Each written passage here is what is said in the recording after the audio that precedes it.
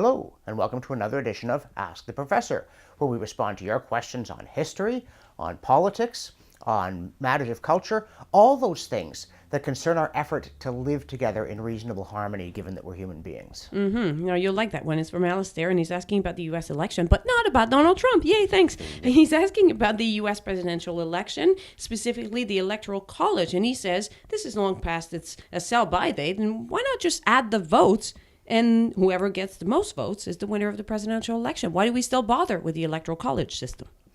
Well, that's really a two-parter. Because when you talk about adding up all the votes, do you mean within a state so that you continue the pattern whereby you win the election state by state? Or do you mean having a national plebiscite on who should be president? I'm kind of understanding this as a national plebiscite on the president, so across the nation. I think we'll mostly address that. And the answer is because the electoral college system, among its virtues, is designed to require you to appeal to a broad segment of the electorate. You cannot just pile up votes in core constituencies. It would not do to have somebody get elected president because, let us say, they were enormously popular in the top 10 metropolitan areas in the United States and nobody else liked them. Or indeed the reverse, that they swept the hinterland. That's less of a prospect these days, of course. But you can't just, for instance, win votes on the East and West Coast. Again, here I'm targeting the Democrats, clearly, who are more in a position to win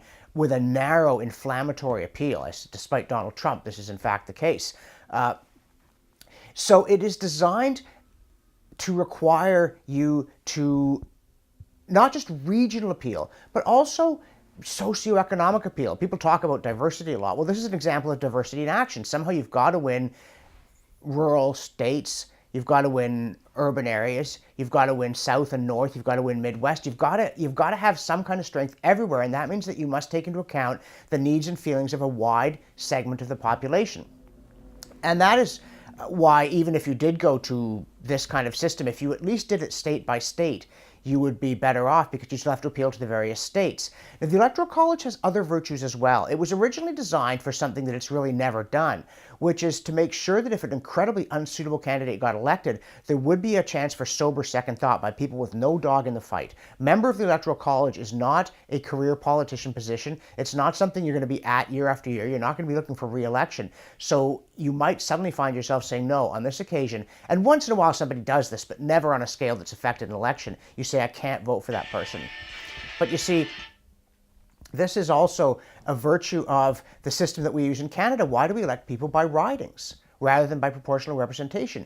It's to require broad appeal. It's to make sure that you try to win votes in Ontario as well as Quebec, the Atlantic provinces, the prairies, and the West, and that you try to win votes in rural as well as urban Ontario.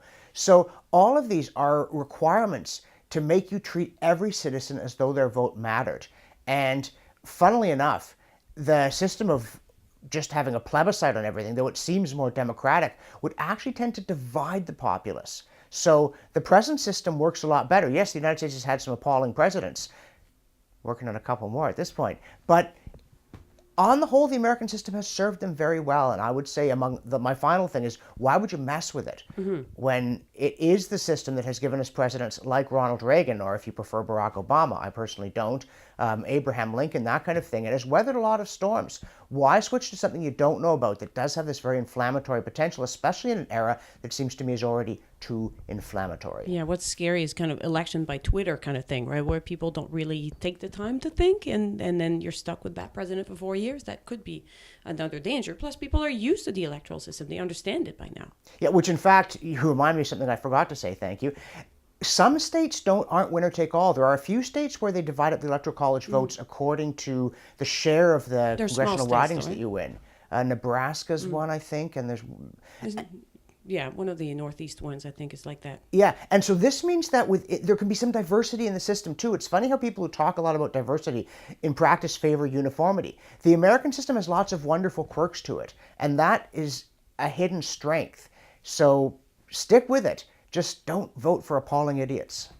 Right. Okay. So we can do 1 out of 2. That's not too bad? All right. All right. Batting We'll do our 500. best. All right. Well, thanks for that. Thanks for your question, Alistair. I hope you're satisfied with the answer. And folks, if you want to play along and ask your question of the professor, the URL on your screen will take you to a page where everything is explained. Thanks, and see you next time.